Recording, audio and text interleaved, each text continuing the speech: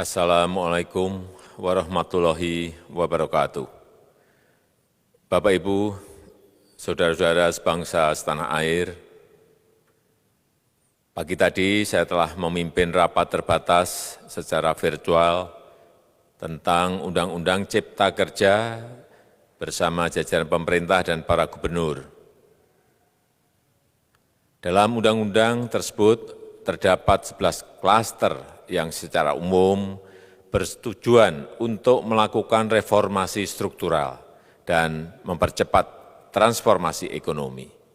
Adapun klaster tersebut adalah urusan penyederhanaan perizinan, urusan persyaratan investasi, urusan ketenagakerjaan, urusan pengadaan lahan, urusan kemudahan berusaha, urusan dukungan riset dan inovasi, urusan administrasi pemerintahan, urusan pengenaan sanksi, urusan kemudahan pemberdayaan dan perlindungan UMKM, urusan investasi dan proyek pemerintah, serta urusan kawasan ekonomi. Dalam rapat terbatas tersebut, saya tegaskan mengapa kita membutuhkan Undang-Undang Cipta Kerja. Pertama, setiap tahun ada sekitar 2,9 juta penduduk usia kerja baru, anak muda yang masuk ke pasar kerja, sehingga kebutuhan atas lapangan kerja baru sangat-sangat mendesak. Apalagi di tengah pandemi, terdapat kurang lebih 6,9 juta pengangguran dan 3,5 juta pekerja terdampak pandemi COVID-19. Dan sebanyak 87% dari total penduduk bekerja memiliki tingkat pendidikan setingkat SMA ke bawah, di mana 39% berpendidikan sekolah dasar. Sehingga perlu mendorong penciptaan lapangan kerja baru, khususnya di sektor padat karya. Jadi, Undang-Undang Cipta Kerja bertujuan untuk menyediakan lapangan kerja sebanyak-banyaknya bagi para pencari kerja serta para pengangguran. Kedua, dengan Undang-Undang Cipta Kerja akan memudahkan masyarakat, khususnya usaha mikro kecil, untuk membuka usaha baru. Regulasi yang tumpang tindih dan prosedur yang rumit dipangkas. Perizinan usaha untuk usaha mikro kecil UMK tidak diperlukan lagi, hanya pendaftaran saja.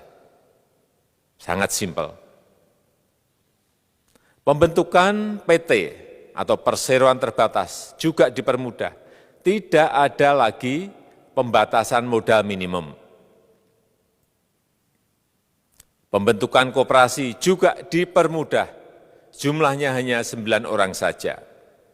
Koperasi sudah bisa dibentuk. Kita harapkan akan semakin banyak koperasi-koperasi di tanah air. UMK, usaha mikro kecil yang bergerak di sektor makanan dan minuman, sertifikasi halalnya dibiayai pemerintah, artinya gratis. Izin kapal nelayan penangkap ikan misalnya, hanya ke unit kerja Kementerian KKP saja. Kalau sebelumnya harus mengajukan ke Kementerian KKP, Kementerian Perhubungan, dan instansi-instansi yang lain. Sekarang ini cukup dari unit di Kementerian KKP saja. Ketiga, Undang-Undang Cipta Kerja ini akan mendukung upaya pencegahan dan pemberantasan korupsi. Ini jelas karena dengan menyederhanakan, dengan memotong, dengan mengintegrasikan ke dalam sistem perizinan secara elektronik, maka pungutan liar, pungli dapat dihilangkan. Namun, saya melihat adanya unjuk rasa penolakan Undang-Undang Cipta Kerja yang pada dasarnya dilatar belakangi oleh disinformasi mengenai substansi dari undang-undang ini dan hoax di media sosial. Saya ambil contoh, ada informasi yang menyebut tentang penghapusan UMP, upah minimum provinsi, UMK, upah minimum kota kabupaten, UMSP, upah minimum sektoral provinsi. Hal ini tidak benar, karena faktanya upah minimum regional, UMR, tetap ada. Ada juga yang menyebutkan bahwa upah minimum dihitung per jam. Ini juga tidak benar. Tidak ada perubahan dengan sistem yang sekarang. Upah bisa dihitung berdasarkan waktu dan berdasarkan hasil. Kemudian adanya kabar yang menyebutkan bahwa semua cuti sakit, cuti kawinan, cuti khitanan, cuti baptis, cuti kematian, cuti melahirkan, dihapuskan. Dan tidak ada kompensasinya. Saya tegaskan juga ini tidak benar. Hak cuti tetap ada dan dijamin. Kemudian apakah perusahaan bisa mem-PHK kapanpun secara sepihak? Ini juga tidak benar. Yang benar, perusahaan tidak bisa me-PHK secara sepihak. Kemudian juga pertanyaan mengenai benarkah jaminan sosial dan kesejahteraan lainnya hilang. Yang benar, jaminan sosial tetap ada. Yang juga sering diberitakan tidak benar adalah mengenai dihapusnya AMDAL, analisis mengenai dampak lingkungan. Itu juga tidak benar. AMDAL tetap ada. Bagi industri besar harus studi AMDAL yang ketat. Tetapi bagi UMKM lebih ditekankan pada pendampingan dan pengawasan. Ada juga berita mengenai Undang-Undang Cipta Kerja ini mendorong komersialisasi pendidikan. Ini juga tidak benar.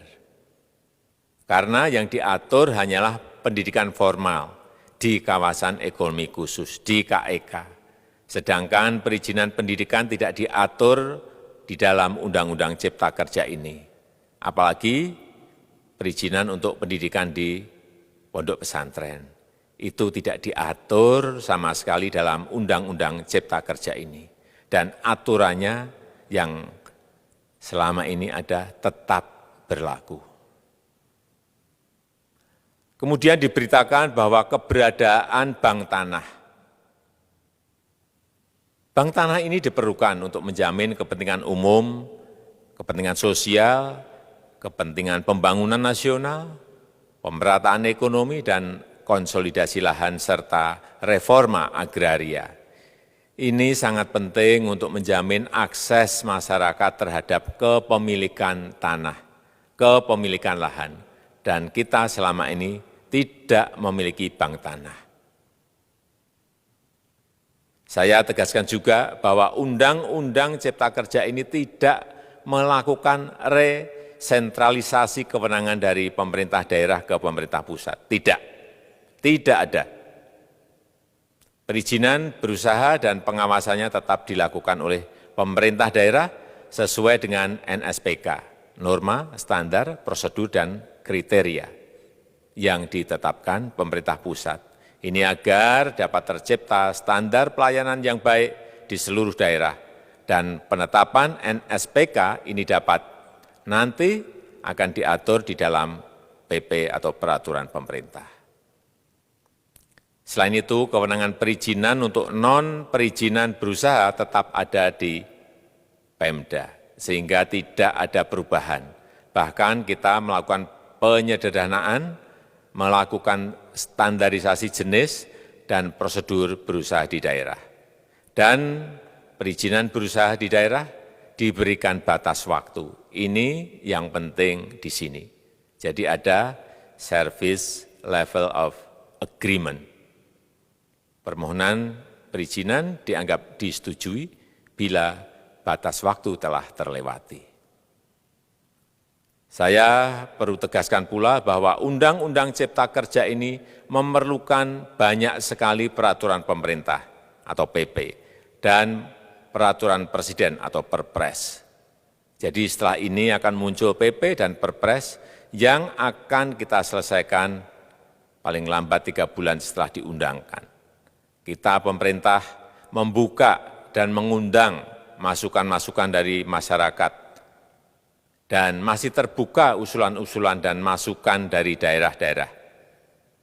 Pemerintah berkeyakinan melalui Undang-Undang Cipta Kerja ini jutaan pekerja dapat memperbaiki kehidupannya dan juga penghidupan bagi keluarga mereka. Dan kalau masih ada, jika masih ada ketidakpuasan terhadap Undang-Undang Cipta Kerja ini, silahkan mengajukan uji materi atau judicial review melalui MK, Mahkamah Konstitusi. Sistem ketatanegaraan kita memang mengatakan seperti itu. Jadi, kalau masih ada yang tidak puas dan menolak, silahkan diajukan uji materi ke MK. Saya rasa itu yang bisa saya sampaikan pada kesempatan yang baik ini. Terima kasih. Wassalamualaikum warahmatullahi wabarakatuh.